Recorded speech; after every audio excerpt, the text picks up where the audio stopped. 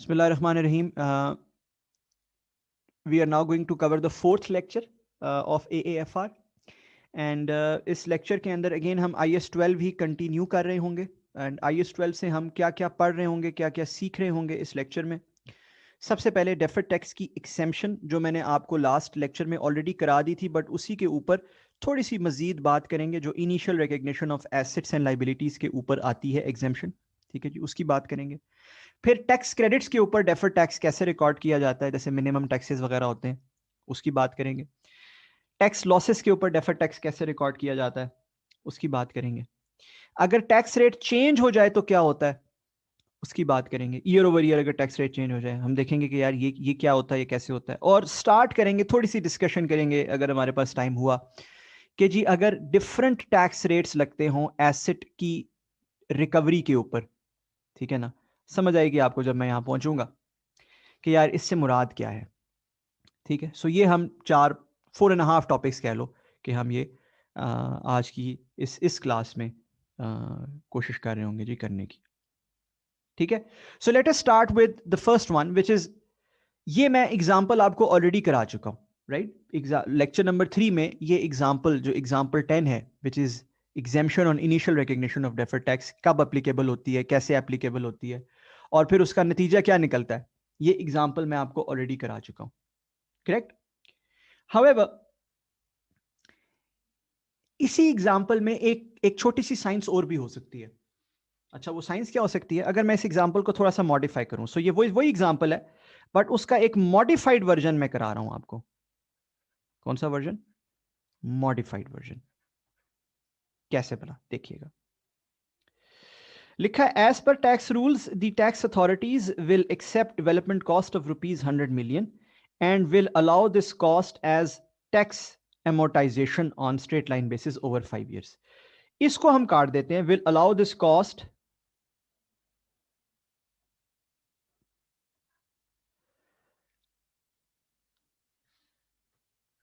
Up front as expense. क्या कह रहे हैं हम? Will allow this cost upfront as expense. तो ये एग्जाम्पल 10 का ही एक छोटा सा मॉडिफाइड वर्जन हम करने जा रहे हैं. ठीक है, एग्जाम्पल 10 हमने लास्ट क्लास में बड़ी डिटेल में की थी, उसी को अब मॉडिफाई कर दिया. तो अब एग्जाम्पल क्या बन गई जरा पढ़ लेते हैं. कहते हैं जी on 1 January 2015 ABC limited capitalized development cost of rupees 150 million as an intangible asset. Okay, fine.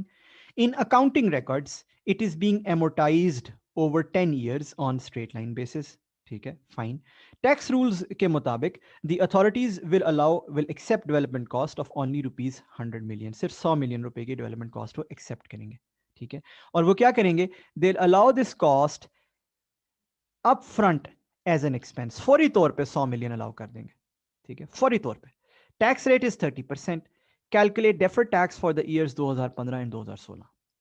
अब हमें याद है कि यार वो जो इनिशियल रिकग्निशन वाला रूल था, ठीक है ना, उसके मुताबिक हमारे जो 3 प्रिंसिपल्स थे, जो पूरे 3 कंडीशंस थी जो पूरी करनी होती थी, वो क्या थी. ठीक है, हम गुजारेंगे जरा उन 3 कंडीशन से इस आइटम को भी. तो अगर हम देखें गौर से,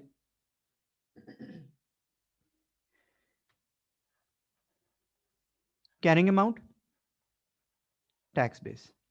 अगर मैं 1 जनवरी 2015 की बात करूं तो कैरिंग अमाउंट है 150 मिलियन, जबकि टैक्स बेस है 0. वाई 0? बिकॉज टैक्स वाले ने सारी की सारी अमाउंट मुझे अलाउ कर दी. 100% अमाउंट तो उसने अलाउ कर दी है जो उसने देनी है मुझे.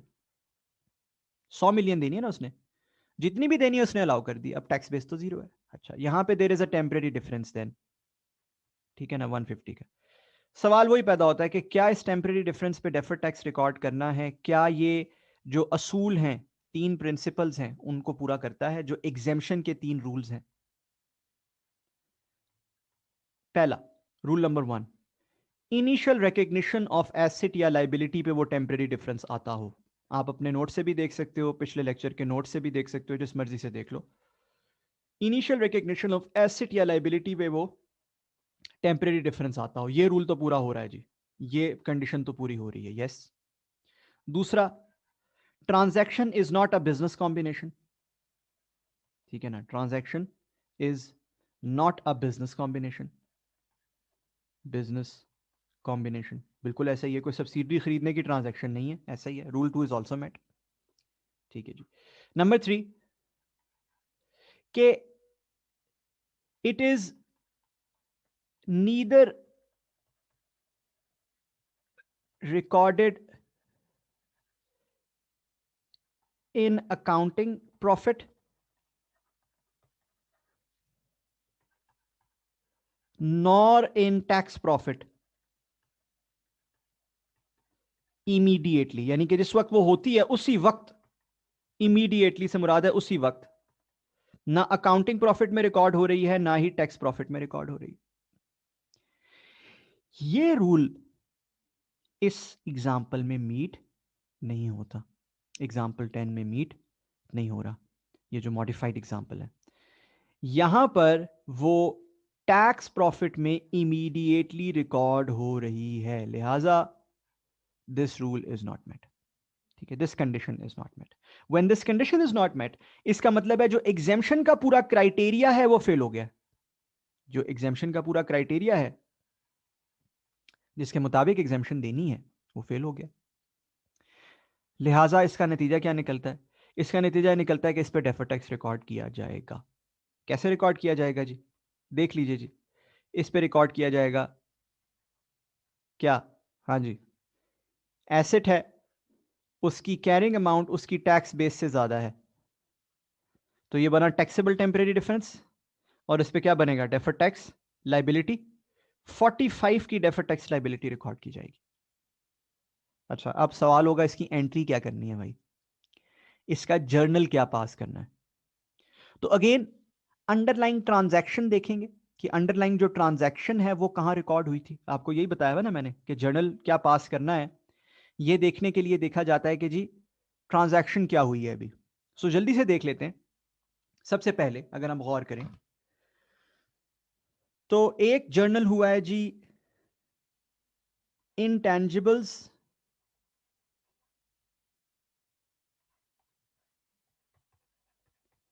टू बैंक का, इंटेंजिबल्स टू बैंक हुआ 150 मिलियन, है ना।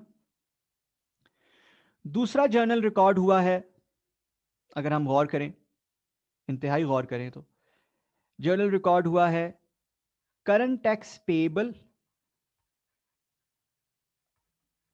टू करंट टैक्स एक्सपेंस का, और ये हुआ है 30 से। अब आपको ये नहीं समझ आएगी कि यार ये जर्नल कैसे हुआ है, current tax payable to current tax expense, ये जर्नल क्या है? समझाने के लिए मैं मौजूद हूं जी। ये जर्नल है बुनियादी तौर पे द फैक्ट कि आपको इमीडिएटली 100 मिलियन का एक्सपेंस अलाउ कर दिया गया। कर दिया गया या नहीं कर दिया गया? लिखा गया ना कि 100 मिलियन का एक्सपेंस अलाउड है। ओके जी, इमीडिएटली टैक्स में अलाउ कर दिया गया। अच्छा, जब इमीडिएटली टैक्स में अलाउ कर दिया गया, इसका क्या मतलब बना? इसका मतलब बना कि जो करंट टैक्स एक्सपेंस है वो कम हो जाएगा। कितने से? 30 मिलियन से, क्योंकि टैक्स रेट इज 30%। हाँ या ना? अगर आप करंट टैक्स एक्सपेंस रिकॉर्ड करते हैं तो उसकी एंट्री होती है, अगर आप करंट टैक्स एक्सपेंस कभी रिकॉर्ड करते हैं, यहां साइड पे करके लिख रहा हूं, तो उसकी एंट्री होती है current tax expense debit current tax payable credit, ऐसे ही है ना? क्योंकि आप फौरी तौर पे पे तो नहीं करते, आप तो बाद में पे कर रहे होते हैं, ऐसे ही है ना? ये करंट टैक्स रिकॉर्ड करने की एंट्री होती है। तो करंट टैक्स रिवर्स करने की क्या एंट्री होगी? ये एंट्री होगी ना भाई, राइट। इसका मतलब है कि जब ये ट्रांजैक्शन हुई इनिशियली, तो दो किस्म के काम हुए। One was that we recorded intangibles, the other was that we recorded a reduction in our current tax expense. Standard क्या कहता है? आईएस 12 क्या कहता है? स्टैंडर्ड कहता है आप फौरी तौर पे ये एंट्री कर लें। स्टैंडर्ड कहता है डेफर्ड टैक्स लायबिलिटी क्रेडिट करें 45 से, और साथ आप पीएनएल को डेबिट कर लें 45 से। Why P&L? Why P&L? Because चूंकि वो टैक्स प्रॉफिट में अलाउ हो गई थी इमीडिएटली, तो एक इफेक्ट उस एंट्री का इनिशियली पीएनएल में चला गया ना। इस ट्रांजैक्शन का एक इफेक्ट फौरी तौर पे पीएनएल में चला गया ना। करंट टैक्स एक्सपेंस कहां रिकॉर्ड होता है? बोलिए ना जी। ये जो करंट टैक्स एक्सपेंस होता है ये कहां रिकॉर्ड होता है? पीएनएल में रिकॉर्ड होता है ऑब्वियसली। इसका मतलब है एक इफेक्ट इसका पीएनएल में चला गया। सो PNL debit, deferred tax liability credit by 45. This is what you'll do. So हर ऐसी ट्रांजैक्शन जहां पे इनिशियल रिकग्निशन पे डिफरेंस आ रहा होगा उसको आंखें बंद करके एग्जेम्पशन के रूल में तस्वर नहीं कर लेना। That is the key knowledge that you get from this example. ये जो मॉडिफाइड एग्जाम्पल है, इससे जो की नॉलेज आपको मिलती है वो ये है, क्या मिलती है कि जी हर जो इनिशियल रिकग्निशन पे डिफरेंस होगा एसेट या लाइबिलिटी के, उसको हमने तस्वर नहीं कर लेना कि this is going to meet the exemption conditions. No, not necessarily. उसकी एक फॉर एग्जांपल सूरत हाल क्या हो सकती है? एक सूरत हाल हो सकती है कि टैक्स वाले उसको immediately as an expense allow कर दें। अच्छा, जब टैक्स वाले immediately as an expense allow करेंगे तो एंट्रीज क्या हो रही होंगी? वही मैं चीज दोबारा एक्सप्लेन कर रहा हूं जस्ट आपकी नॉलेज के लिए। एंट्री हो रही होगी, आपने एसेट लिया इंटेंजिबल टू बैंक, बेहतरीन। टैक्स वाले ने आपको एसेट लेते साथ ही उसका एक्सपेंस अलाउ कर दिया, ठीक है ना। तो आपको जैसे ही टैक्स वाला एक्सपेंस देगा, क्या होगा? आपका टैक्स पेमेंट कम हो जाएगी ना उस साल की। बोले टैक्स वाला जब आपको 100 मिलियन का एक्सपेंस साथ ही अलाउ कर देगा, तो क्या उस साल का टैक्स पेमेंट कम नहीं हो जाएगा? करंट टैक्स पेमेंट कितने से कम हो जाएगा?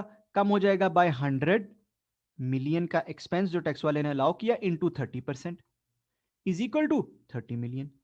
इतने से आपका टैक्स एक्सपेंस कम हो जाएगा ना। तो हमने साथ ही वो एंट्री कर ली। हमने कहा जी अच्छा जी, मुबारक हो, जबरदस्त, टैक्स वाले ने तो हमें टैक्स एक्सपेंस अलाउ कर दिया। तो हमने करंट टैक्स एक्सपेंस कम कर दिया, करंट टैक्स पेबल भी कम कर दिया simultaneously. Current tax expense credit करने से मतलब है करंट टैक्स एक्सपेंस कम हो रहा है। एक्सपेंस कभी भी क्रेडिट करो तो वो कम हो रहा होता है, पेबल को डेबिट करो तो वो कम हो रहा होता है। तो हमने कम कर दिया दोनों चीजों को। फिर हमने बात की कि हम इस पे डेफर टैक्स रिकॉर्ड करेंगे बिकॉज इस पे एग्जेम्पशन की सूरत हाल पूरी नहीं हो रही। सवाल ये आया कि डेफर टैक्स रिकॉर्ड कहां करेंगे, क्योंकि आपको याद है मैंने पढ़ाया हुआ है कि डेफर टैक्स पीएनएल में रिकॉर्ड होता है, या ओसीआई में रिकॉर्ड होता है, या इक्विटी में रिकॉर्ड होता है, या कैपिटल ट्रांजैक्शंस होती हैं उसके ऊपर रिकॉर्ड हो रहा होता है, ठीक है। और हमने अभी ये सीखा है, हमने अभी ये समझा है, ठीक है ना, हमने अभी ये समझा है कि यार कैपिटल ट्रांजैक्शंस जो होती हैं बेशतर वो तो एग्जेम्पशन की कंडीशन पूरी कर जाती हैं, लिहाजा आईएस 12 तो मना करता है। जबकि यूएस गैप हमने पढ़ा है कि यूएस गैप कैपिटल ट्रांजैक्शन पे भी रिकॉर्ड करवाता है, एएससी 740 जो है। बट आईएस 12 मना करता है कि जी कैपिटल ट्रांजैक्शंस पे डेफर्ड टैक्स बनता भी होता है तब भी हम रिकॉर्ड नहीं करते। हाउएवर जो ट्रांजैक्शन जहां रिकॉर्ड होगी उसका डेफर्ड टैक्स इंपैक्ट भी वहीं रिकॉर्ड करेंगे। चूंकि ये ट्रांजैक्शन पीएनएल में रिकॉर्डेड थी, यहां पीएनएल में रिकॉर्डेड थी, ये वाली जो ऊपर वाली पोर्शन है करंट टैक्स एक्सपेंस वाला पोर्शन है, लिहाजा हमने इसका डेफर्ड टैक्स इंपैक्ट भी पीएनएल में रिकॉर्ड कर दिया। ठीक है जी, I hope this is very very clear सबके लिए।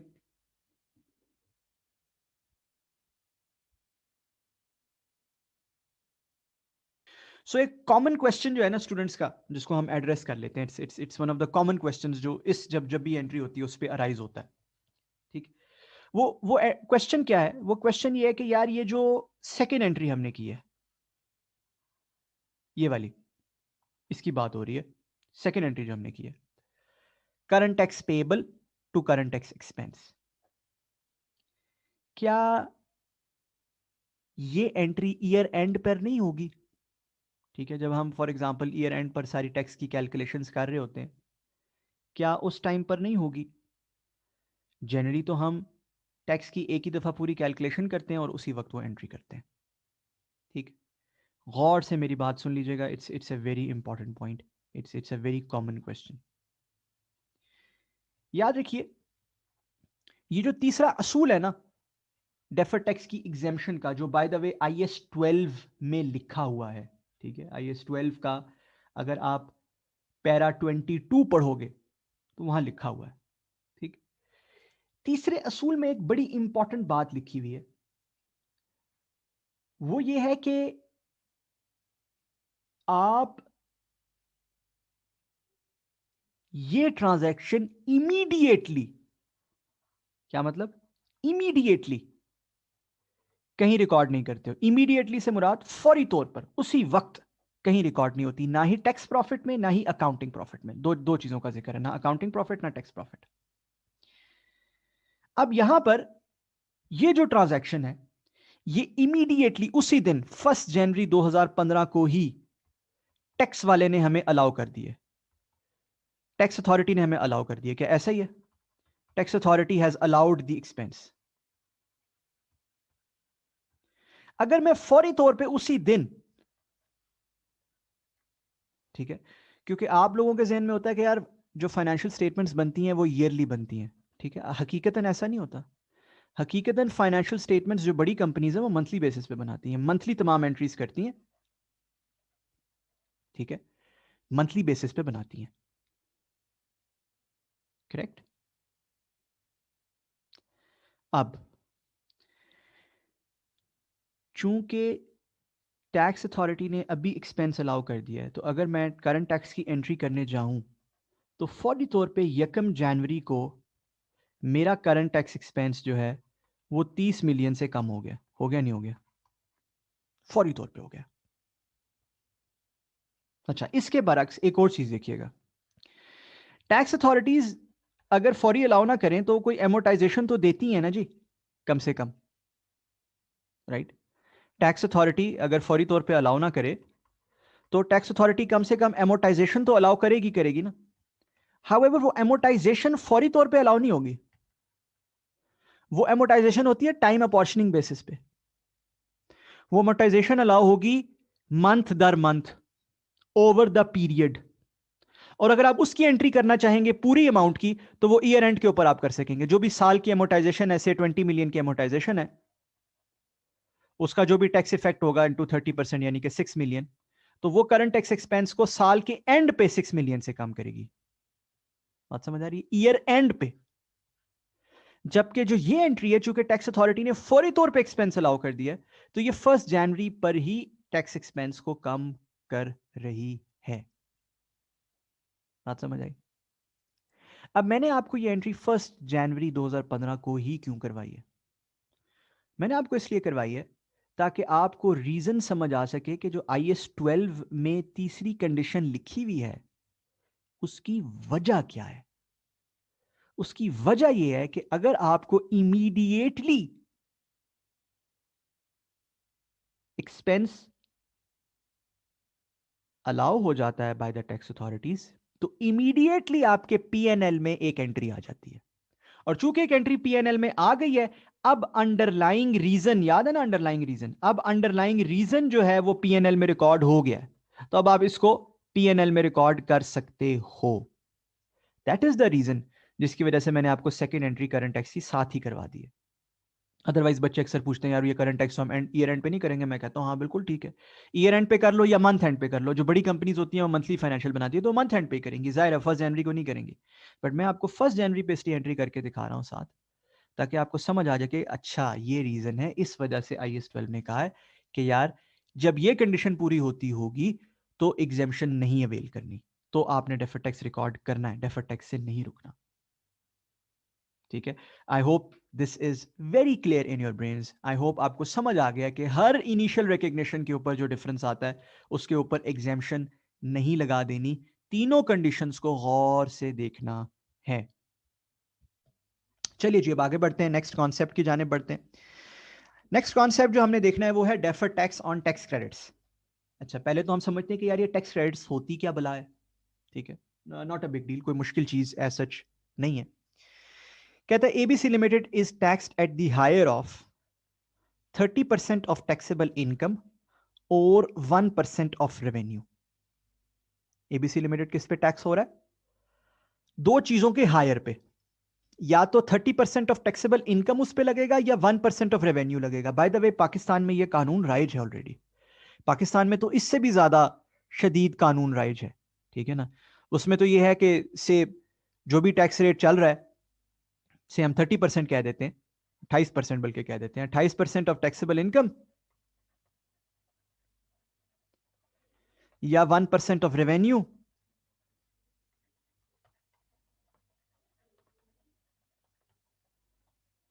या मेरा ख्याल है शायद 17% है ऑफ प्रॉफिट बिफोर टैक्स,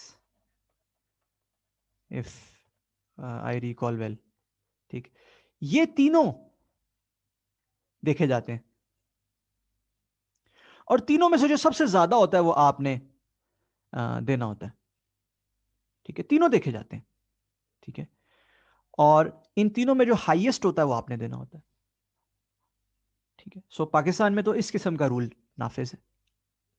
ठीक है, और ये मोरलेस तमाम कंपनीज के लिए है ये रूल नाफिज। ठीक है जी।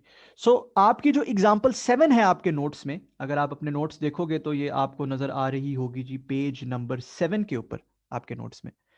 वो बेसिकली जिस रूल को कवर कर रही है वो एक्चुअली पाकिस्तान में नाफिज है। तो क्या कहती है जी आगे, कहते हैं जी 30% ऑफ टैक्सेबल इनकम या देना पड़ता है या 1% ऑफ रेवेन्यू देना पड़ता है, दोनों में से higher. However any additional tax paid on the basis of revenue is adjustable in 5 years. Pakistan में बाय द वे ये रूल भी नाफिज है कि अगर आपने देखो, आइडियली तो आपको रेवेन्यू पे तो टैक्स नहीं देना होता ना, आइडियली तो आपको अपने टैक्स प्रॉफिट पे टैक्स देना होता है, क्या ख्याल है। बट अगर आपने से रेवेन्यू पे टैक्स दे दिया और वो ज्यादा दे दिया तो ये तो आपके साथ हो गया जुल्म, ये तो आपके साथ होगी ज्यादती। ऐसा है या नहीं? ठीक है ना, ये तो जुल्म हो गया आपके साथ। बट ये जो जुल्म है ये टेम्परेरी है, ये परमानेंट जुल्म नहीं है। टेम्परेरी इस तरह है कि आप अगले 5 सालों में इसे कभी भी एडजस्ट कर सकते हो। कैसे कर सकते हो अभी देखेंगे हम थोड़ी देर में। पाकिस्तान में बाय द वे यही लिखा हुआ है कानून में। आई थिंक जो 17% ऑफ पीबीटी वाला टैक्स है इसके लिए लिखा हुआ है पाकिस्तान में 10 साल, और जो ये 1% वाला है इसके लिए पाकिस्तान में लिखा हुआ है 5 ईयर्स। ठीक है, तो पाकिस्तान में ये कानून लिखे हुए हैं। ठीक है, अगेन मैं कोई बहुत ज़्यादा एक्सपर्ट नहीं हूँ और करंट नहीं हूँ टैक्सेस में, बिकॉज मैं इनकम टैक्स या टैक्स जो है वो पढ़ाता नहीं हूँ या टैक्स की प्रैक्टिस नहीं करता हूँ। सो बहुत ज़्यादा करंट नहीं हूँ, बट मोटे मोटे ये असूल हैं 1% और ये इस तरह की चीज़ें। एक चीज़ का ख्याल रखिएगा कि आपको टैक्स का लॉ आना इस पेपर के लिए बिल्कुल भी ज़रूरी नहीं है। तमाम जो टैक्स के प्रिंसिपल्स हैं वो एग्जामिनर आपको लिख के देगा पेपर के अंदर, जैसे मैंने यहां लिखे हुए हैं। एग्जामिनर आपको बताएगा कि जी higher of 30% of taxable income या 1% ऑफ रेवेन्यू पे टैक्स होता है। ठीक है, अगर कोई टैक्स ओवर पे हो जाता है तो वो 5 ईयर में एडजस्ट होता है, 6 में होता है, 10 में होता है, क्या होता है, सब एग्जामिनर आपको बताएगा। So you don't need to prepare taxation, advance taxation for the purposes of preparing for AAFR। ठीक, that's simple। ठीक, now what you're required to do now is कि you're required to prepare journal entries for the years 2016 and 2017 using the following relevant information। अच्छा, क्या information है जी? कहते हैं जी कि taxable income है 20 मिलियन एंड 50 मिलियन, जबकि रेवेन्यू है 1000 मिलियन, 1000 मिलियन। ठीक, पहले बात करते हैं 2016 साल की। किसकी? साल 2016 की पहले बात करते हैं। 30% ऑफ टैक्सेबल इनकम कितनी बनेगी जी साल 2016 के लिए? What is 30% of taxable income for साल 2016? टैक्सेबल इनकम है 20 मिलियन, 30% हुआ तो 6 मिलियन बन गया, ऐसे ही।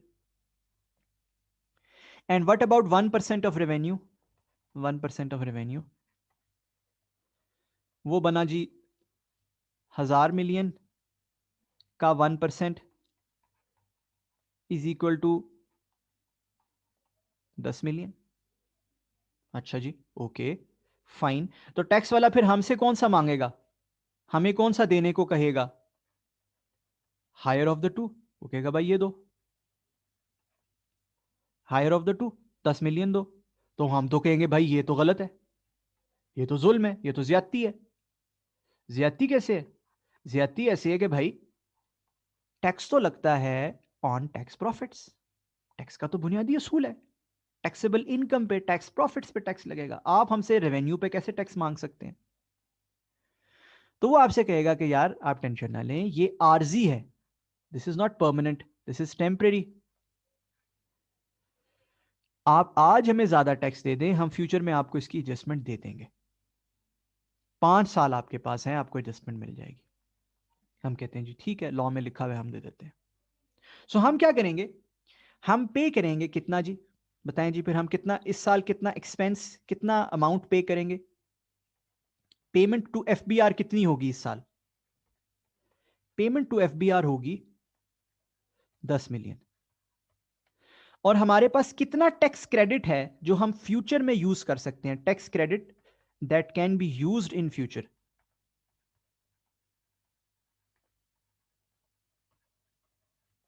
that can be used in future absolutely is 4 million। अब जरा देखिएगा इन दोनों की एंट्रीज मैं क्या करने लगा हूं, गौर से देखिएगा। जो पेमेंट टू एफबीआर है ना, उसकी एंट्री होगी current tax expense to bank, क्योंकि करंट टैक्स वो अमाउंट होती है जो आप इनकम टैक्स ऑर्डिनेंस के मुताबिक एफबीआर को पे करते हो। whatever you give to FBR as per the income tax ordinance is your current tax, as simple as that, 10 million। what about this 4 million?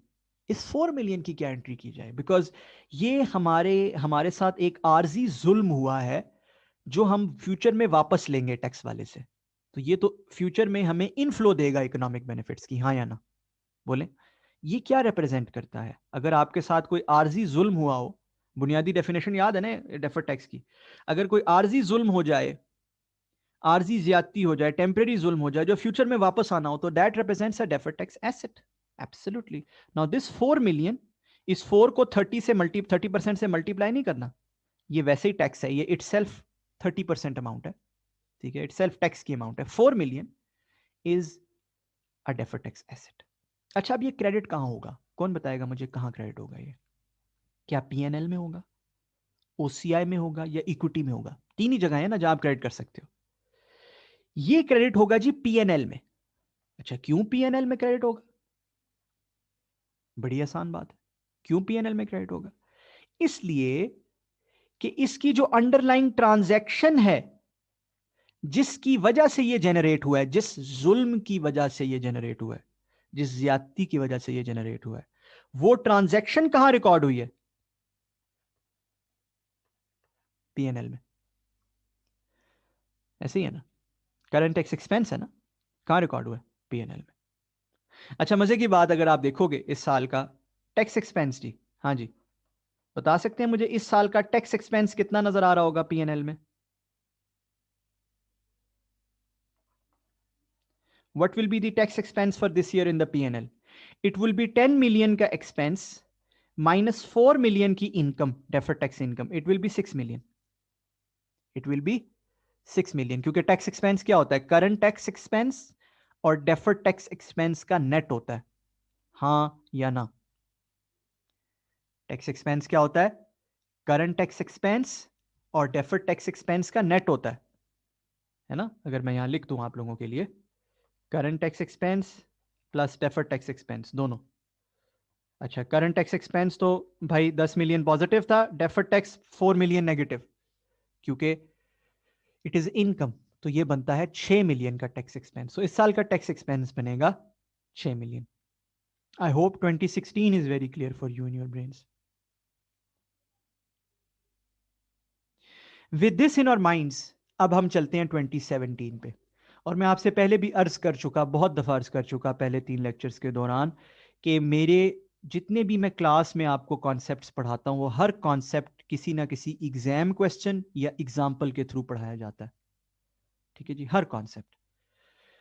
उन एग्जाम क्वेश्चंस और उन एग्जाम्पल्स को बोर्ड पर तो मैं लिख देता हूं, और अगली जो आप लेक्चर्स लोगे उनके अंदर भी वो लिखे हुए होंगे। हाउएवर, हाउएवर मैंने आपसे क्या रिक्वेस्ट की हुई है? मैंने आपसे रिक्वेस्ट की हुई है कि आप अपने पास किसी भी और डिवाइस पर नोट्स या जो आपको मैंने पास्ट पेपर्स भेजे हुए आपके व्हाट्सएप ग्रुप में, वो खोल कर रखेंगे। चाहे आप उनको हार्ड में खोल के रख लें, अगर आपने कोई किसी से हार्ड में प्रिंट आउट्स करवा लिए, या आप उसे सॉफ्ट में किसी भी और डिवाइस पर आप उसे खोल के रखेंगे सामने। ठीक है जी, सो दैट आप साथ साथ वो एग्जाम्पल देख सकें किसी और डिवाइस से, और ये मेरे बोर्ड को एज सोल्यूशन के लिए आप देख रहे हो, जैसे आप एक्चुअल फिजिकल क्लास में करते हैं। That is the best way to study numerical subjects in an online class. ठीक है जी। सो यहां से आगे बढ़ते हैं, 2017 की जानिब चलते हैं।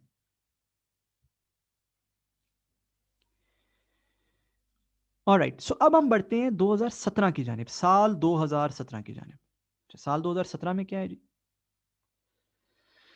साल 2017 में अगर आप गौर करो, अपने नोट्स पे देखो, तो टैक्सेबल इनकम है 50 मिलियन। 30% ऑफ टैक्सेबल इनकम क्या बनता है जी? 50 मिलियन बनाए जी। 50 मिलियन का 30% 15 मिलियन बनता है। So 30% of 50 million is 15 million. Okay fine. Revenue फिर से वही है, 1000 मिलियन है। 1% ऑफ रेवेन्यू मीन्स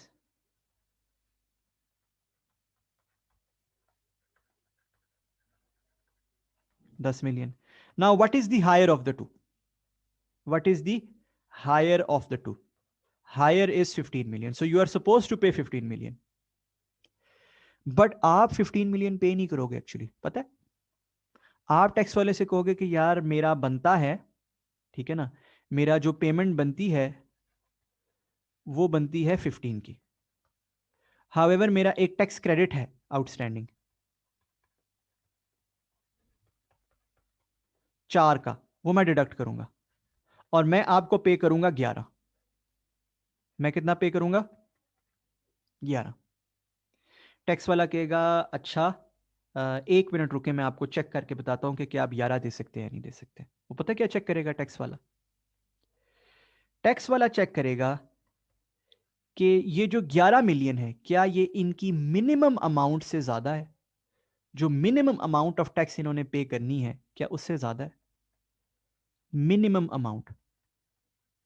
अच्छा, मिनिमम अमाउंट ऑफ टैक्स क्या होती है? वो है 10 मिलियन। इसको मिनिमम टैक्स भी बोलते हैं। अगर आप सेक्शन जाके देखोगे ना, आई थिंक ये 113 सेक्शन है ऑफ योर टैक्स लॉ।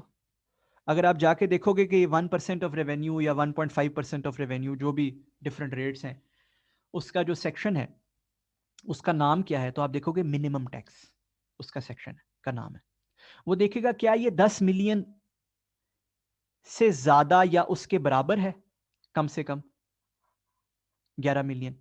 हाँ जी, क्या ये 10 मिलियन से ज्यादा या उसके बराबर है? बिल्कुल है, ज्यादा है 10 मिलियन से। वो कहेगा जी okay, you are fine, done, you can pay. Yes, okay fine, कर लो पे, 11 मिलियन पे कर दो। ठीक है। बट अगर फर्ज कर लें, just for the sake of your understanding, just so that you understand the tax laws, फर्ज कर लीजिए कि जो इसका बनता था, ये जो मैं ग्रीन पेन से अब लिखने लगा हूं ना, ये फर्जी है। ठीक है, ये इमेजिनरी अमाउंट्स हैं, ये फर्जी अमाउंट्स हैं। फर्ज करो इसका नॉर्मल टैक्स बनता था 12 मिलियन और मिनिमम टैक्स बनता था 10 मिलियन। तो आपने 12 में से 4 लेस किया और आपने कहा जी मैं 8 पे करूंगा, तो क्या टैक्स वाला आपको मान जाता? क्या कह देता ठीक है 8 कर दो पे?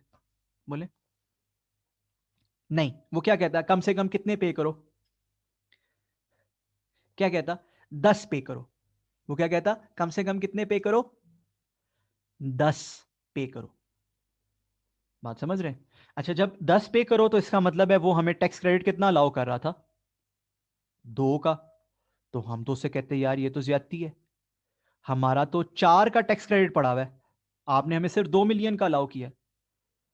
तो वो आपको जवाब देता कोई मसला नहीं है भाई, 5 ईयर्स हैं आपके पास, ये तो खाली फर्स्ट ईयर है, ये तो खाली क्या है, फर्स्ट ईयर है। आपके पास अभी 4 साल और हैं, उनमें वो 2 मिलियन कंज्यूम कर लीजिएगा।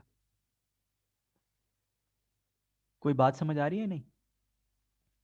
आई hope it is very clear for you guys. अच्छा, एक और सूरत हाल भी हो सकती थी, वो क्या हो सकती थी? वो ये हो सकती थी कि जी 8 मिलियन, क्या 8 मिलियन आपका 30% ऑफ टैक्सेबल इनकम बनता और 1% ऑफ रेवेन्यू बनता 10 मिलियन।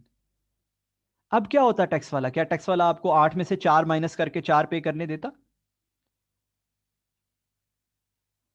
क्या टैक्स वाला आपको करने देता? बिल्कुल भी ना करने देता, बिल्कुल भी ना करने देता। वो कहता भाई इधर 10 मिलियन पे करो, तो आप उससे कहते कि यार ये तो ज्यादती हो गई हमारे साथ। आप उसे कहते यार तुमने 4 मिलियन वैसे ही पिछले साल एक्स्ट्रा ले लिए थे, इस साल तुम और 2 मिलियन एक्स्ट्रा ले रहे हो, तो यार ये तो आप ज्यादती पे ज्यादती कर रहे हो। तो वो आपसे कहता है कोई टेंशन की बात नहीं है, उस 4 मिलियन के लिए 1 साल गुजर गया है, 1 साल गुजर गया है, 4 साल और हैं, अगले 4 साल में एडजस्ट कर लेना। इस 2 मिलियन के लिए 5 साल और हैं, जो दोस्त 2 मिलियन इस साल एक्स्ट्रा दिया है इसके लिए कितने साल और हैं? 5 साल और हैं। जो 4 मिलियन है उसके लिए 1 साल तो गुजर गया अनफॉर्चुनेटली, उसमें आप कुछ नहीं कर पाए, तो 4 साल और हैं।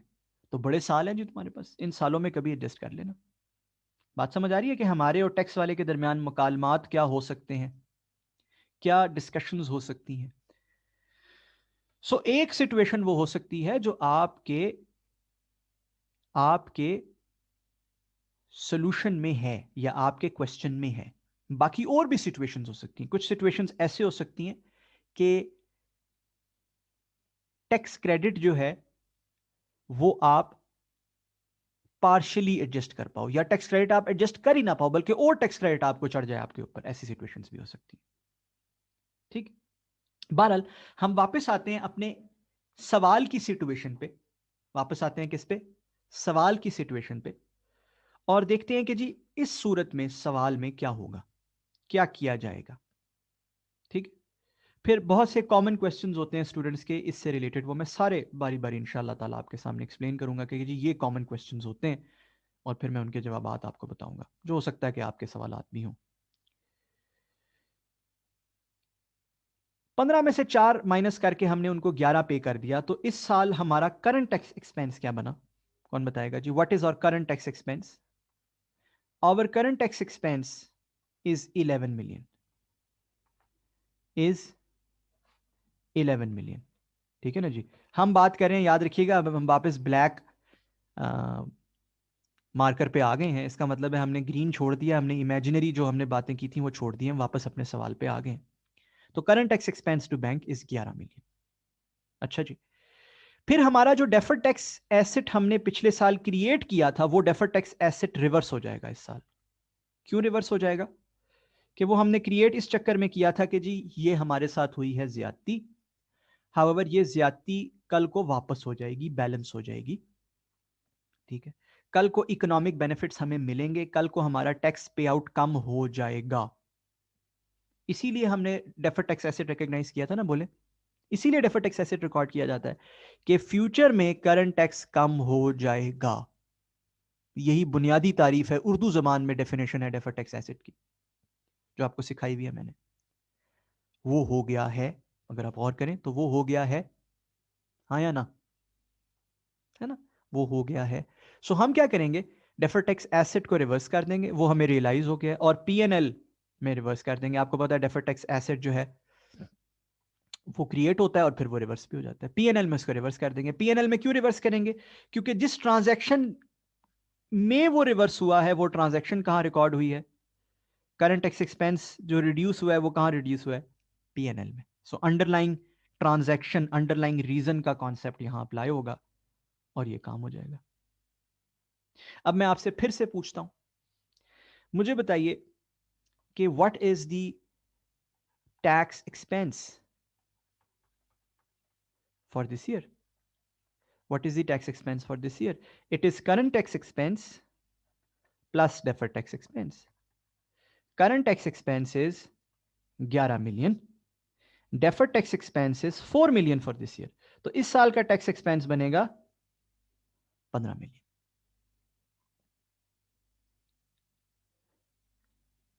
आई hope it is very clear for you कि कैसे टैक्स क्रेडिट के ऊपर, मिनिमम टैक्स क्रेडिट बोलते हैं इसे, टैक्स क्रेडिट के ऊपर एक डेफर्ड टैक्स एसेट रिकॉर्ड हुआ, और कैसे बाद में जब वो हमें टैक्स क्रेडिट, हमें जो वो इन कैश हो गया, वो टैक्स क्रेडिट से हमें फायदा हो गया, तो वो डेफर्ड टैक्स एसेट रिवर्स हो गया। आई hope this is very very clear for you guys. ठीक है, it's quite simple and straight forward.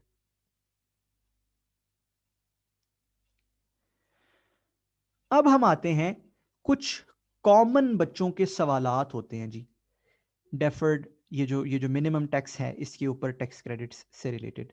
आइए बारी बारी उन सवालों को एड्रेस कर लेते हैं। ठीक है, बारी बारी एड्रेस करते हैं। सबसे पहला जो कॉमन क्वेश्चन होता है इसके ऊपर, वो होता है जी कि what if we don't expect to recover the whole 4 million. मुराद, अगर हमें ऐसा लग रहा है कि यार 2016 में हमने 4 मिलियन ज्यादा दे दिया, ठीक है ना, बट हमें लग रहा है कि यार ये तो 2017, 18, 19, 20, 21 जो 5 साल हैं, इनमें ये रिकवर नहीं होता भाई। हमारा जो अब रिकवर कैसे होता है, हमारा हमारा जो नॉर्मल टैक्स है, यानी कि 30% टैक्स है, वो कभी मिनिमम टैक्स से ज्यादा होगा ही नहीं। वो वाली सूरत हमारे हम पे आएगी नहीं। हमारा हमेशा मिनिमम टैक्स ज्यादा रहेगा। वो मिनिमम टैक्स से अगले 5 सालों में ज्यादा जाएगा ही नहीं। अच्छा, सवाल समझ आ रहा है कुछ आप लोगों को? व्हाट इफ ये पैसे वापस आएंगे ही नहीं, तो क्या करें? तो बड़ी सादी बात है। देखें, इस तमाम स्टैंडर्ड्स का बुनियादी असूल है, तमाम स्टैंडर्ड्स का एक बुनियादी असूल है, और तमाम से मुराद सिर्फ IFRS नहीं है, दुनिया के तमाम गैप्स का बुनियादी असूल है। एसेट्स अपनी रिकवरेबल अमाउंट से ज्यादा पे रिकॉर्ड नहीं किए जाते। यही चीज IS 12 भी बोलता है। क्या बोलता है IS 12? IS 12 बोलता है कि अगर आप एक्सपेक्ट ही नहीं कर रहे कि ये वापस आएगा, तो आप इसे रिकॉर्ड ना करो, आप इसे उस अमाउंट पे रिकॉर्ड करो जो आप एक्सपेक्ट कर रहे हो कि इसमें से आएगी। फर्ज करें आप एक्सपेक्ट करते हैं कि यार 17 में कुछ नहीं आएगा, 18 में कुछ नहीं आएगा, 19 में कुछ नहीं आएगा, 21 में से 1 मिलियन आ जाएगा और 22 में भी 1 मिलियन आ जाएगा। तो IS 12 ये बोलता है कि आप इसे 2016 में जो आप एंट्री कर रहे हो, आप एंट्री करो deferred tax asset to P&L not by 4 million but by 2 million. As simple as that. ये एक कॉमन क्वेश्चन है बच्चों का जो होता है, और उसका जवाब एज एक्सपेक्टेड है। मतलब अगर आपकी बुनियादी अकाउंटिंग ठीक है, तो आपने जो एक्सपेक्ट किया होगा IS 12 ने इसका जवाब दिया होगा, वही दिया हुआ जवाब IS 12 ने। ठीक है जी, एक तो चीज ये हो गई। फिर एक और सवाल होता है बच्चों का, what if there is a change in estimate.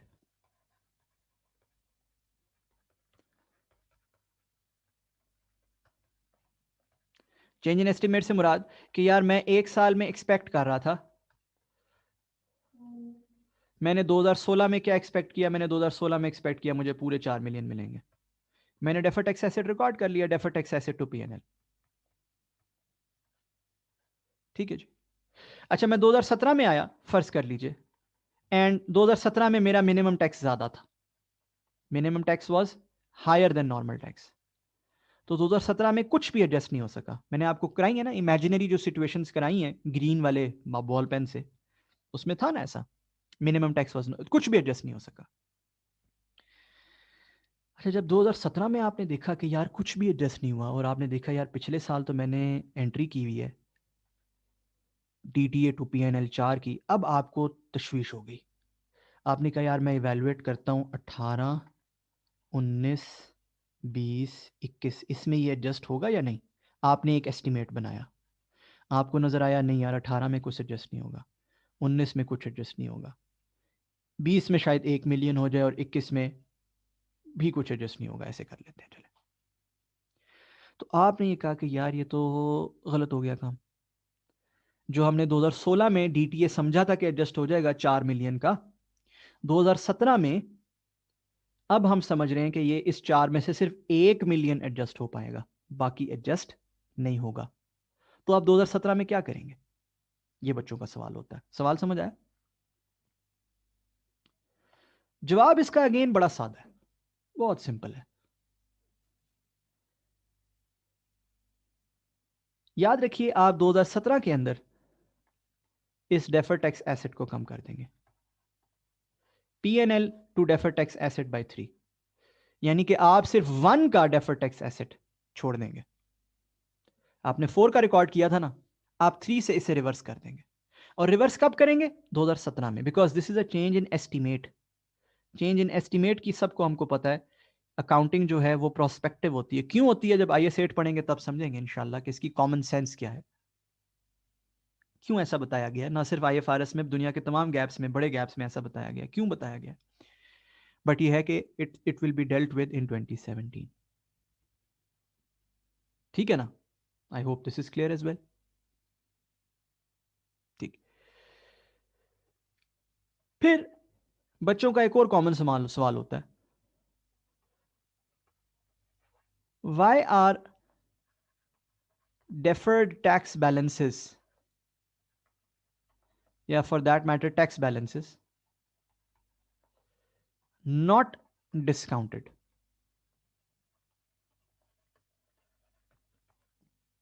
क्या सवाल पूछा मैंने?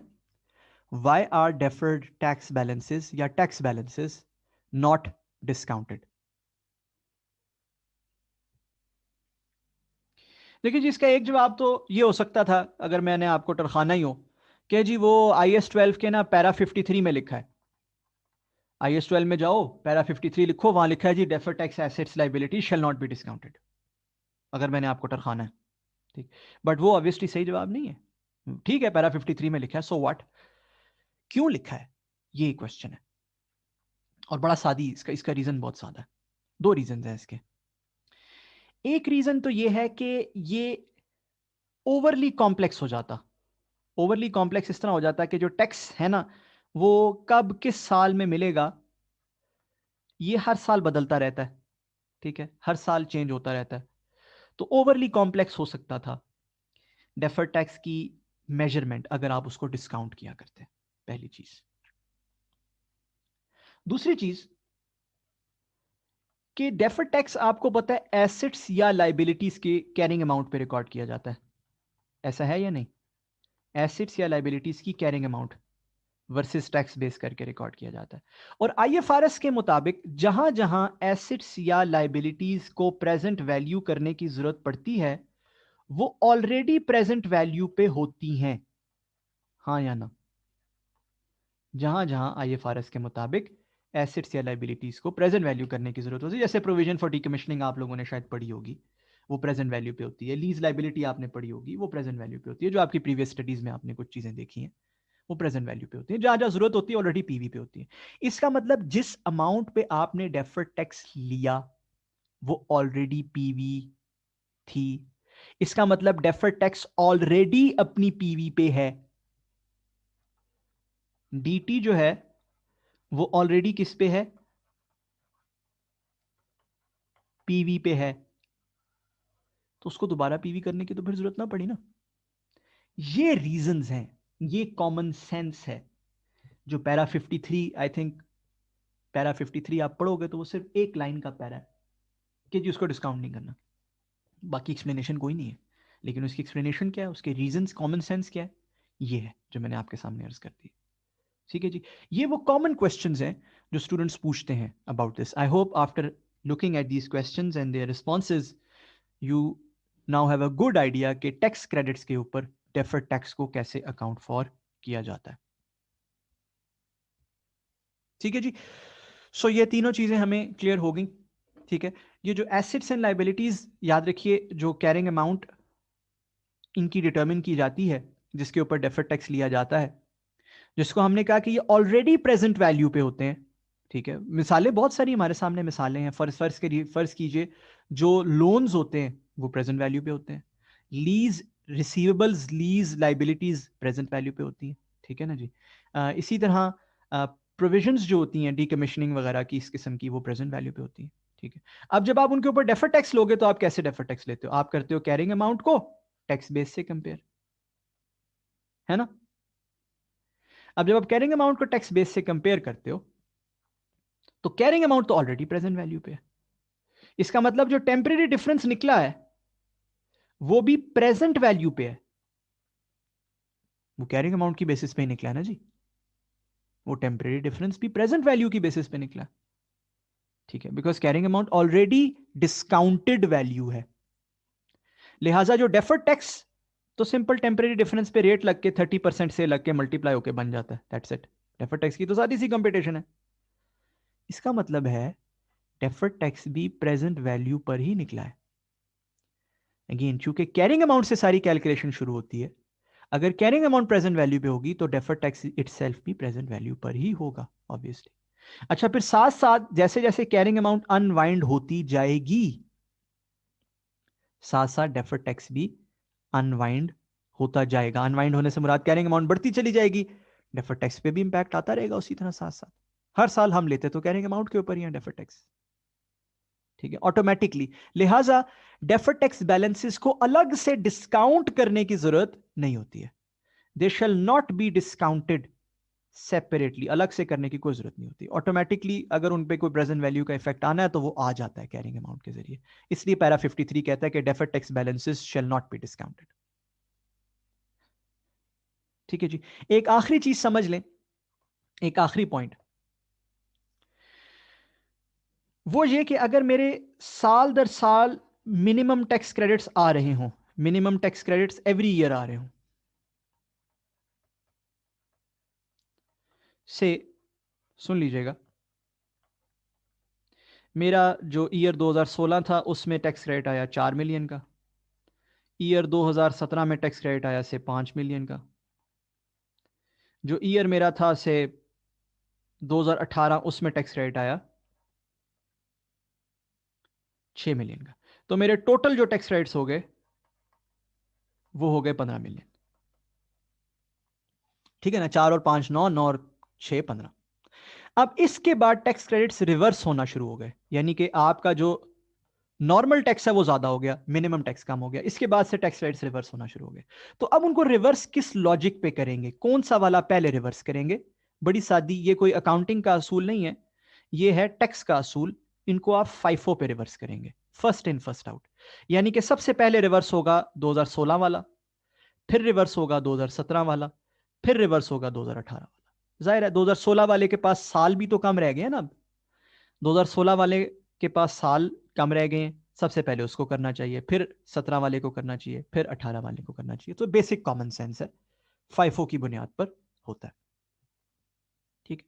आई hope all the common questions of students are addressed, ठीक है। सो अगर आपके जहनों में भी इसको देखकर कोई सवाल जन्म ले रहा था तो उसमें से भी मेजॉरिटी सवाल एड्रेस्ड है, ठीक। अब हम बढ़ते हैं अगले एरिया की जानिब कि जी टैक्स लॉसेस पर डेफर्ड टैक्स को कैसे रिकॉर्ड किया जाता है। अगेन इसको समझने के लिए भी हमारे पास एक एग्जाम्पल है जो हमारे नोट्स में आ रही है। हमारे नोट्स पे अगर आप देखेंगे पेज नंबर 7 पे, उसके एंड पर ये एग्जाम्पल आ रही है, example 8, deferred tax on tax losses, ठीक। एग्जाम्पल क्या कहती है? बड़ी सादी सी एग्जाम्पल कहते हैं ABC limited sustained a tax loss in the year 2010 amounting to ₹100 million. तो उसको एक टैक्स लॉस आ गया। Expected tax profits before considering impact of tax planning are as follows। तो आने वाले सालों के जो टैक्स प्रॉफिट्स हैं वो ये दे दिए आपको। इसके अंदर टैक्स प्लानिंग अगर हम कोई कर रहे हैं तो उसका इफेक्ट शामिल नहीं है। और आने वाले कितने सालों, बहुत से सालों के, 1 2 3 4 5 6 7 8, ठीक है ना, 8 सालों के टैक्स लॉसेस आपको प्रोवाइड कर दिए गए। Other relevant information is as follows. क्या कहता है? 2011 में कंपनी जो है वो प्लान कर रही है to defer claim of expense 5 million के टू नेक्स्ट ईयर, यानी कि वो एक्सपेंस ऐसा है जो 2011 से रिलेट करता है, बट वो उसको 2011 में नहीं क्लेम करेगी, वो कब क्लेम करेगी? 2012 में क्लेम करेगी। ठीक है, अभी हम देखेंगे कि ऐसे कोई फर्क पड़ता भी है या नहीं पड़ता। ठीक, ये इंफॉर्मेशन जो है ना, ये इसके अंदर शामिल नहीं है, ये टैक्स प्लानिंग है, ये इंफॉर्मेशन इसमें शामिल, ऊपर जो डेटा दिया हुआ है इसमें शामिल नहीं। कहता है डिस्काउंट रेट है 10% और टैक्स रेट है 30%। आप बताएं कि डेफर्ड टैक्स एसेट कितना रिकॉर्ड करना चाहिए। हम टैक्स लॉस के ऊपर जो हमारा लेक्चर 1 था उसके अंदर हम थोड़ा डिस्कशन कर चुके हैं कि पाकिस्तान में टैक्स लॉसेस के क्या कवानीन है, ऐसे ही है ना जी। और उसमें हमने बुनियादी बात ये डिस्कस की थी कि अगर मेरा टैक्स प्रॉफिट है इस साल तो मुझे टैक्स 30%, अगर से मेरा टैक्स प्रॉफिट है 100 मिलियन का तो मुझे उस पर 30 मिलियन पे करना चाहिए टू FBR। और अगर मेरा से 100 मिलियन का टैक्स लॉस है तो जस्टिस एंड इक्विटी ये डिमांड करता है कि 30 मिलियन मुझे FBR को मुझे पे करना चाहिए, यानी कि I should receive 30 million from FBR। क्या ख्याल है? ये बात की थी ना आपने। लेकिन हमने कहा था कि नहीं भाई, ऐसा तो दुनिया के किसी टैक्स अथॉरिटी में नहीं होता, तो ऐसा पाकिस्तान में भी नहीं हो सकता, नॉट पॉसिबल एट ऑल। तो फिर करें क्या? करें ये कि आप इस टैक्स लॉस को कैरी फॉरवर्ड कर लें, और मैंने कैरी फॉरवर्ड के आपको कवानीन सारे बता दिए थे कि आप जो अपने डेप्रीसिएशन से या एमोटाइजेशन से रिलेटेड लॉसेज हैं, डेप्रीसिएशन या एमोटाइजेशन से रिलेटेड लॉसेज हैं, वो आप कैरी फॉरवर्ड कर सकते हैं फॉर एवर, जितना मर्जी उसको कैरी फॉरवर्ड करें। और जो अदर लॉसेज हैं उसको आप कैरी फॉरवर्ड कर सकते हैं फॉर 6 ईयर्स, मैंने आपको बता दिया था। ठीक है जी। सो यहां पर भी हमें एक 100 मिलियन रुपए का टैक्स लॉस आया है साल 2010 में, 100 मिलियन रुपए। अब सवाल साइलेंट है, एग्जाम में भी ऐसा हो सकता है, सवाल साइलेंट है, नहीं बता रहा कि ये डेप्रीसिएशन से रिलेटेड है या अदर एरियाज या अदर एक्सपेंसेस से रिलेटेड है। आप क्या अज्यूम करेंगे एग्जाम में?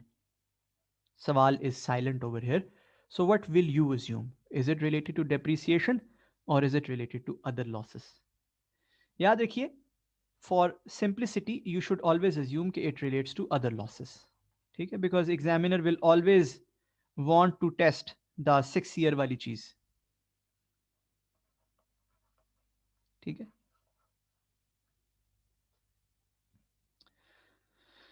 सो अज्यूम कर लीजिए अदर एरियाज अदर लॉसेस से रिलेटेड है। ठीक है, 6 ईयर्स तक आप इसको कैरी फॉरवर्ड कर सकते हैं। अच्छा, अगर आप इसको 6 ईयर्स तक कैरी फॉरवर्ड कर सकते हैं तो उससे एक बात समझ आती है, उससे समझ आता है कि आप आंखें बंद करके डेफर्ड टैक्स एसेट रिकॉर्ड नहीं कर सकते। कुछ बात समझ आ रही? आप आंखें बंद करके डेफर्ड टैक्स एसेट रिकॉर्ड नहीं कर सकते। आपको एक्चुअली कंप्यूट करना पड़ेगा कि इस 100 मिलियन के अगेंस्ट रिकवर कितना होगा। Are you getting my point?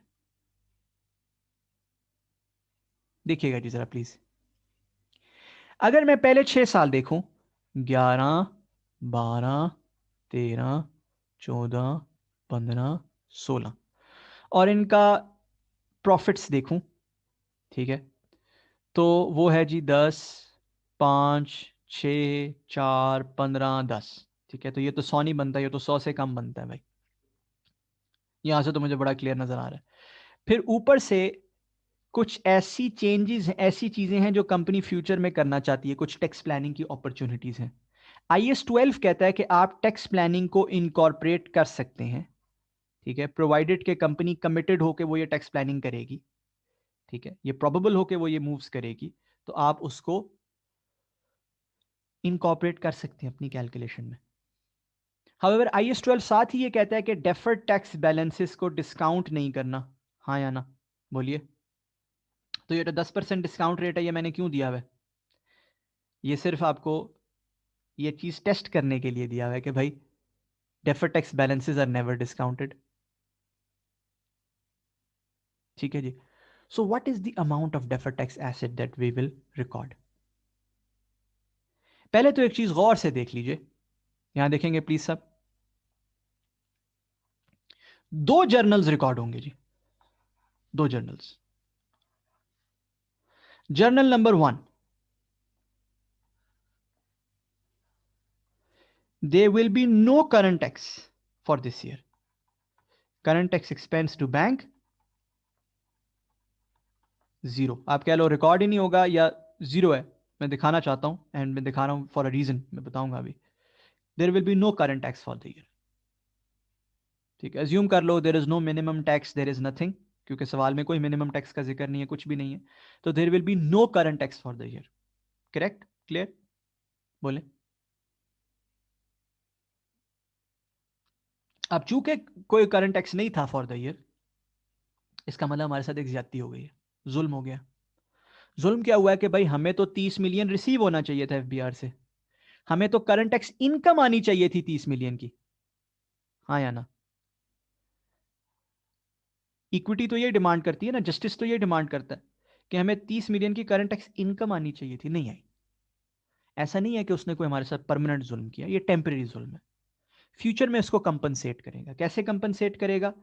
Future में हम अपने करंट टैक्स को कम कर सकेंगे। कैसे कम कर सकेंगे? कुछ याद है आपको? हमारा पहला सवाल, सबसे पहला करंट टैक्स की कैलकुलेशन वाला सवाल, उसमें टैक्स लॉसेस के साथ हमने क्या किया था? एग्जाम्पल 1 में हमने टैक्स लॉसेस के साथ क्या किया था? उससे हमने अपने करंट टैक्स को रिड्यूस कर दिया था ना, याद कीजिए। बिल्कुल किया था। ये फ्यूचर में हमें अलाउड होगा, लिहाजा हम क्या करेंगे? हम एंट्री करेंगे डेफर्ड टैक्स एसेट डेबिट। हमारे लिए एक एसेट बन गया, फ्यूचर में हम इससे अपने करंट टैक्स को कम कर सकेंगे। और हम साथ करेंगे पीएनएल क्रेडिट। कोई मुझे बताएगा why P&L? Why P&L? Because the underlying reason the underlying reason of this deferred tax is recorded in P&L. The underlying reason is what? Current tax income of 30 million is not recorded this year. We should have recorded 30 million की current tax income. Tax की saving आनी चाहिए थी हमें, नहीं दी भाई उसने कहा नहीं आज नहीं दूंगा, फ्यूचर में दूंगा। और इसका इफेक्ट कहां गया? इसका इफेक्ट पीएनएल में गया ना, हाँ या ना? जो टैक्स की इनकम रिकॉर्ड नहीं हुई पीएनएल में गया ना, लिहाजा जो डेफर्ड टैक्स की इनकम आएगी वो भी पीएनएल में जाएगी।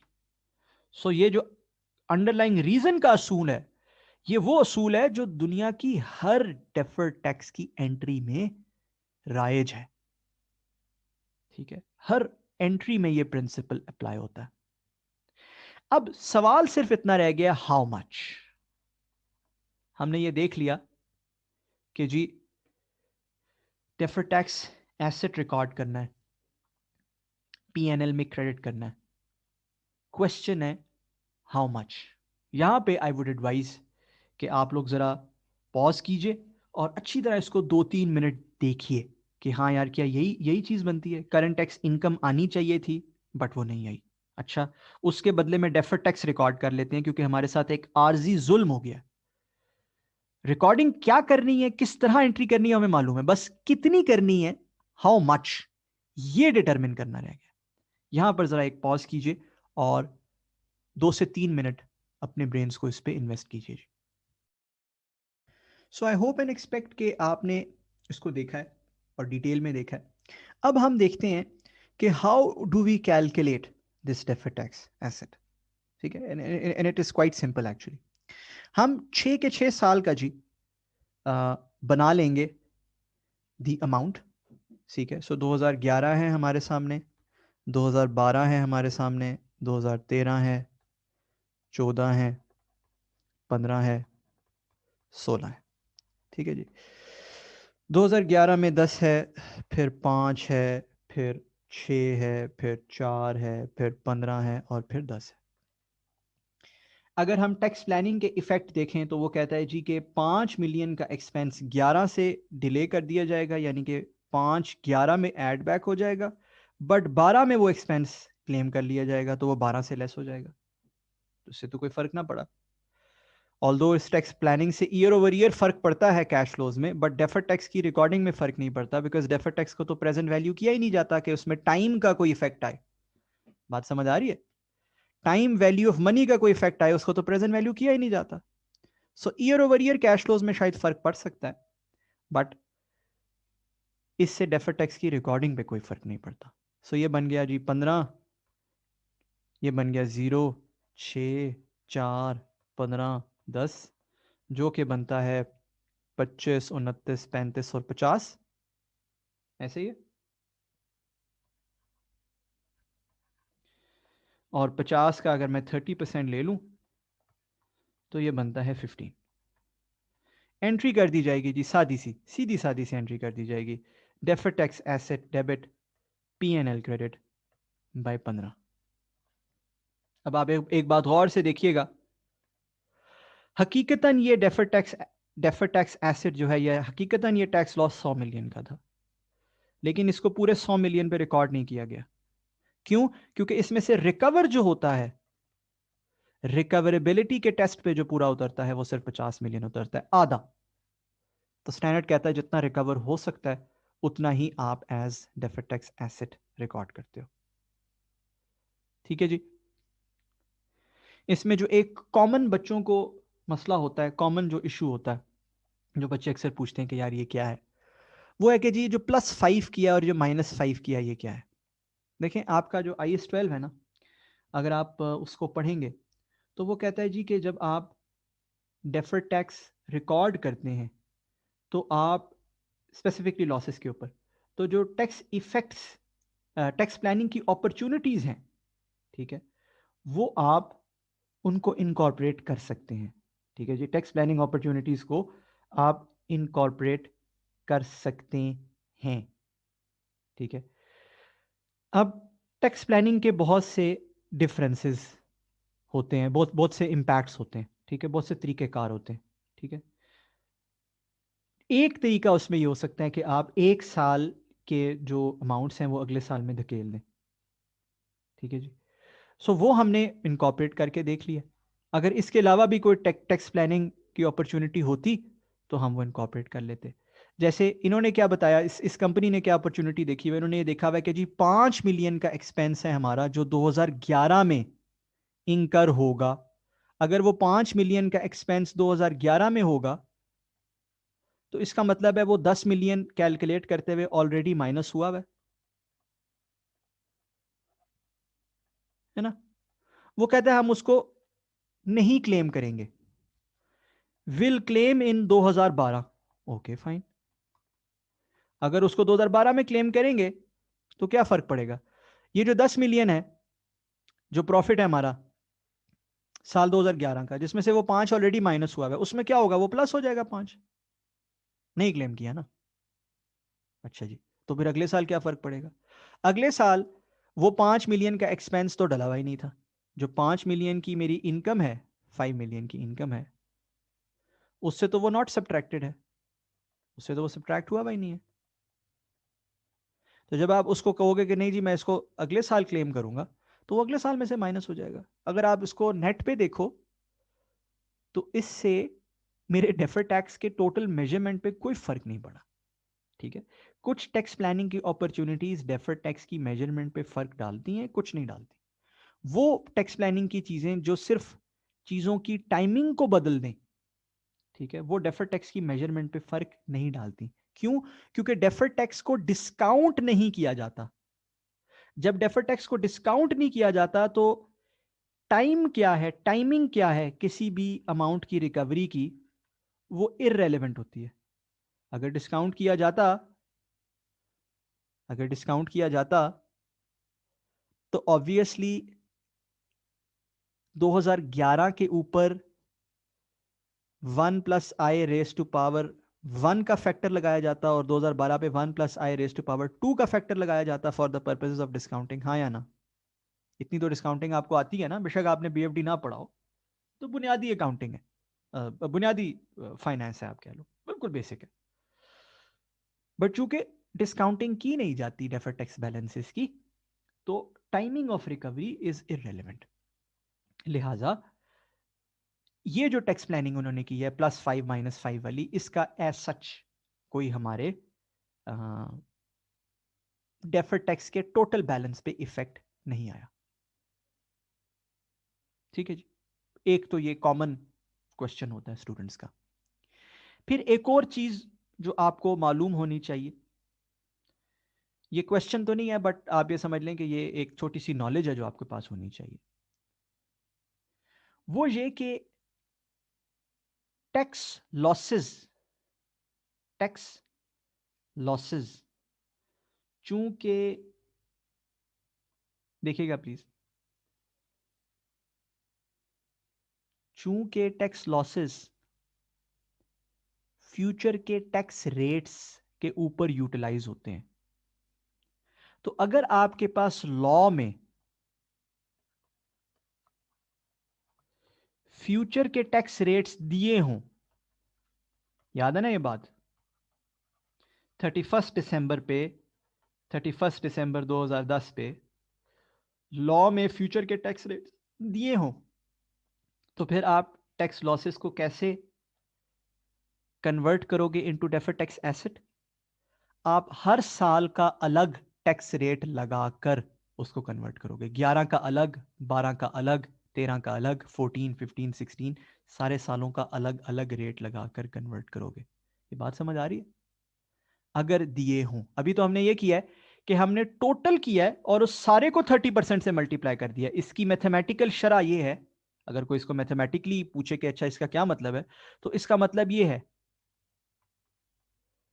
सब 30% से मल्टीप्लाई हो रहे हैं। मैथमेटिकली तो इसका मतलब ये है ना। बट फर्ज कीजिए अगर हर साल का टैक्स रेट अलग हो, जैसे पहले साल का अगर फर्ज कीजिए 30 है, फिर 29 है, फिर 28 है, और ये लॉ में ऑलरेडी लिखा हुआ है, मैं आपको बता चुका हूं, पढ़ा चुका हूं, ये वाली चीज याद है ना सबको। तो रिस्पेक्टिवली आप ये रेट्स लगाकर डेफर्ड टैक्स का बैलेंस बनाएंगे, फिर आप ये 30% नहीं लगाएंगे। Do you get my point? Is it clear 100% in your brains? Very good. फिर एक कॉमन आखिरी क्वेश्चन होता है, वो ये कि ठीक है हमने इस साल ये 100 मिलियन के बजाय 50 मिलियन रिकॉर्ड कर लिया, यानी कि टेक्निकली स्पीकिंग हमने कहा कि जी ये हमारे साथ जुल्म हुआ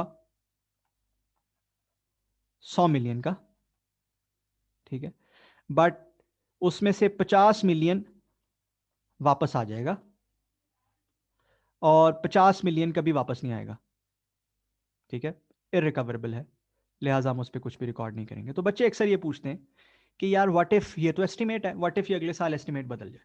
सो इस साल आपने रिकॉर्ड कर लिया 15 मिलियन का डेफर्ड टैक्स एसेट, अगले साल आपको लगे नहीं ये 50 नहीं पूरा 100 मिलियन मिल जाएगा वापस। ये भी सवाल बच्चे पूछते हैं। What if there is a change in estimate?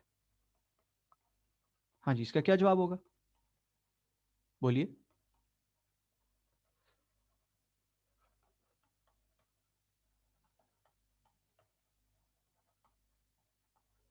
बड़ा सादा जवाब होगा, जब चेंज इन एस्टिमेट आए तो आप उसको अप्लाई कर दें।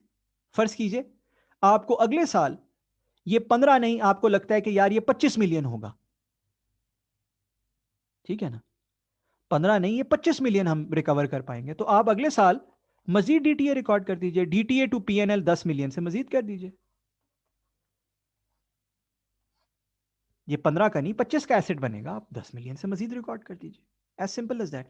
इन other words, every year end आप एस्टिमेट कीजिए कि आपका लेटेस्ट एस्टिमेट क्या है, और उसकी बुनियाद पर जो भी आपका डेफर्ड टैक्स बैलेंस बनता है वो रिकॉर्ड कर दीजिए। ठीक, it's simply a change in estimate. Prospectively her year and के ऊपर ये एंट्री होती चली जाएगी।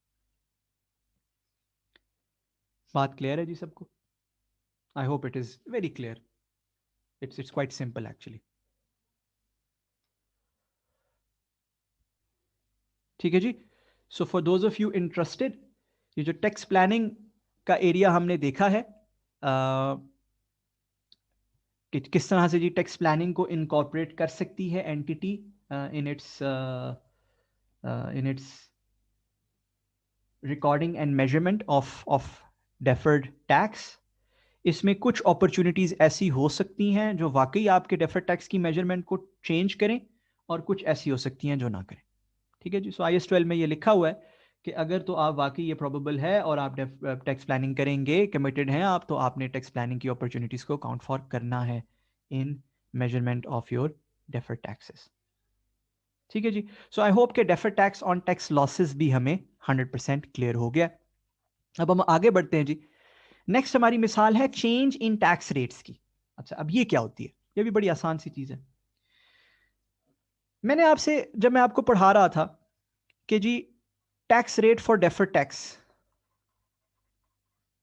डेफर्ड टैक्स के लिए क्या टैक्स रेट लगाया जाए, जब मैं आपको ये पढ़ा रहा था, है ना? तो मैंने आपसे कहा था कि यार दो सूरत हाल हो सकती हैं, दो कंडीशन हो सकती हैं। एक कंडीशन ये है कि future year rates are not available in law, future year tax rates not given in law, याद है? और दूसरा ये था कि future year tax rates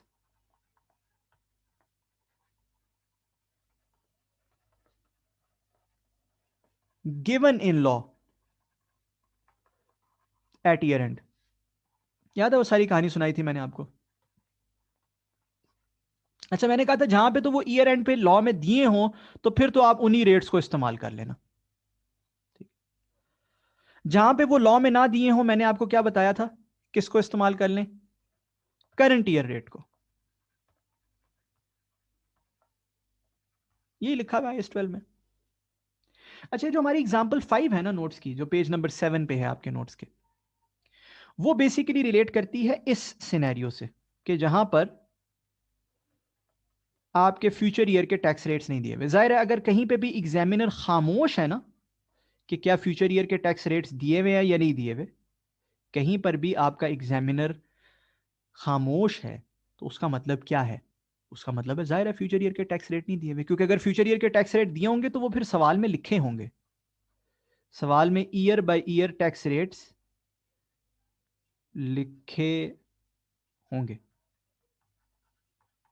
right? So tax rates जो है वो सवाल में नहीं दिए हुए, खामोश है एग्जामिनर।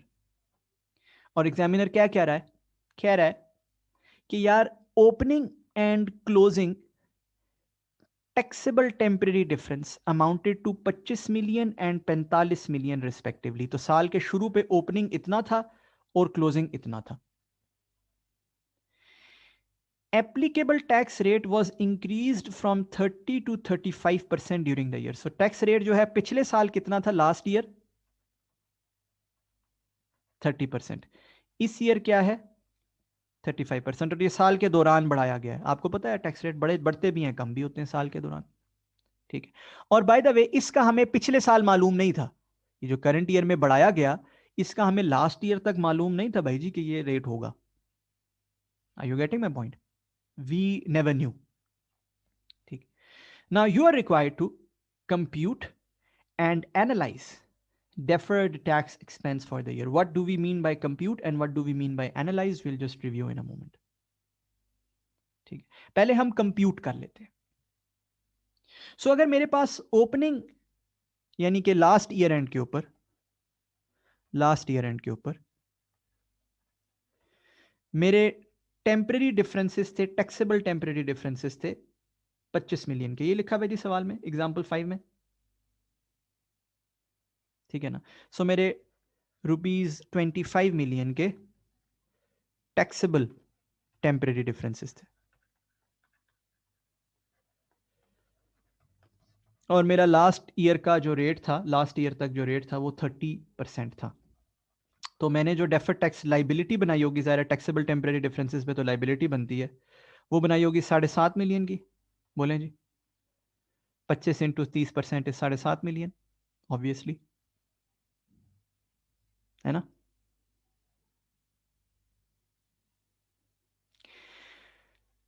अब जो करंट ईयर एंड है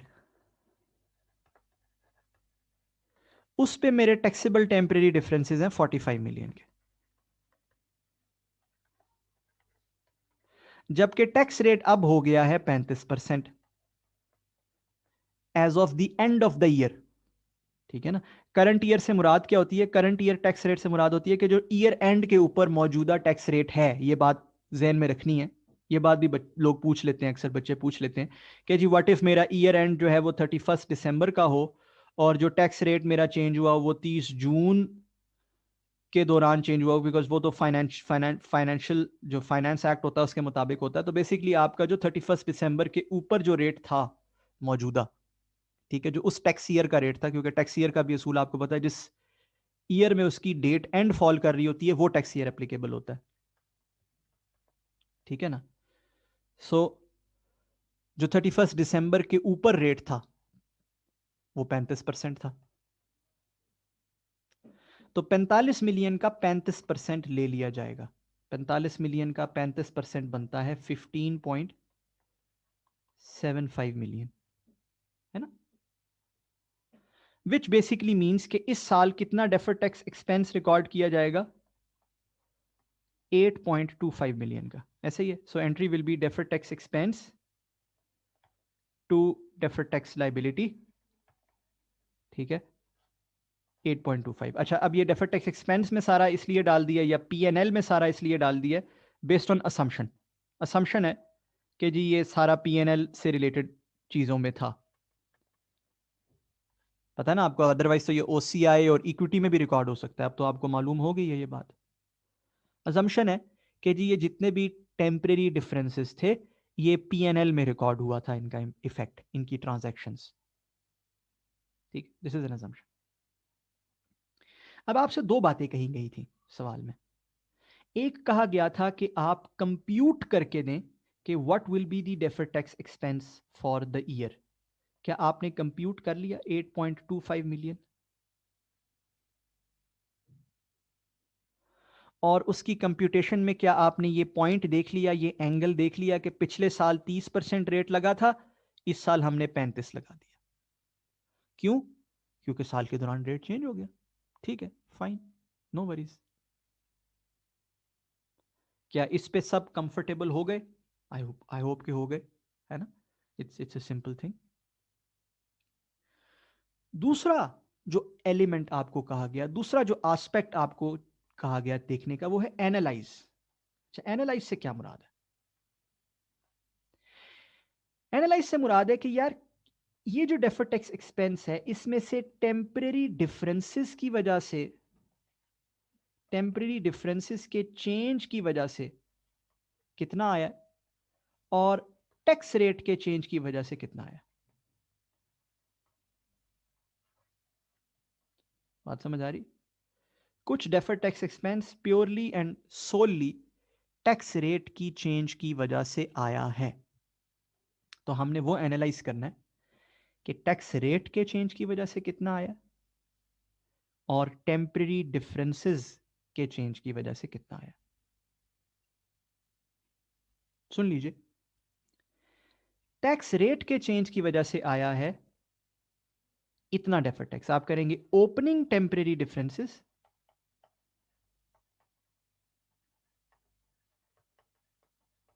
इनटू चेंज इन रेट, यानी कि ओपनिंग टेम्परेरी डिफरेंसेस कितने बनते हैं जी? Opening temporary differences, opening temporary differences बनते हैं 25 मिलियन के, और चेंज इन रेट कितना है? रेट है 5% से इंक्रीज हो गया रेट, है ना। तो हमारी जो डेफर्ड टैक्स लाइबिलिटी है वो एक्चुअली 25 मिलियन का 5%, 1.25 मिलियन से इंक्रीज हो गई है। Why? Just because of the change in tax rate. अच्छा, मैं ये क्यों कह रहा हूं कि this is just because of the change in tax rate? क्योंकि आप गौर करो, इस कैलकुलेशन में मैंने जो टेम्परेरी डिफरेंस लिया है वो ओपनिंग लिया। इसका मतलब है I have not changed the temporary differences by even a single penny. 1 रुपए से भी अगर टेम्परेरी डिफरेंस चेंज ना होता ना साल के दौरान, यानी कि 25 का 25 ही रह जाता, तब भी डेफर्ड टैक्स लाइबिलिटी जो थी वो आपकी बढ़ जानी थी 1.25 मिलियन रुपीस से। ऐसा ट्रू है या नहीं? ठीक है ना? तो हम कहेंगे ये जो 1.25 मिलियन का एक्सपेंस है ये बिल्कुल रेट चेंज का इफेक्ट है। और जो बाकी 7 मिलियन का एक्सपेंस है, जो बाकी 7 मिलियन का एक्सपेंस है, जिसको आप बाय द वे यूं भी लिख सकते हैं, ठीक है, इसको आप यूं भी लिख सकते हैं कि 7 मिलियन का जो बाकी एक्सपेंस है, और आप अगर इसको मैथमेटिकली लिखना चाहें तो आपको प्राइस वेरिएंस वॉल्यूम वेरिएंस का फॉर्मूला याद ही होगा। ये एक्चुअली प्राइस और वॉल्यूम वेरिएंस है, ठीक है। अब मैं वॉल्यूम वेरिएंस लिखने लगा हूं, वो होगा करंट ईयर टैक्स रेट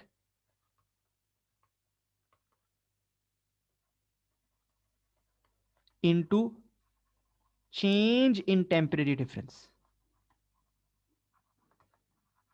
आप बेशक बना के देख लो, current year tax rate is 35%, change in temporary differences 20 million से बढ़ गए हैं टेम्परेरी डिफरेंसेस ना, तो ये 7 मिलियन ही आता है।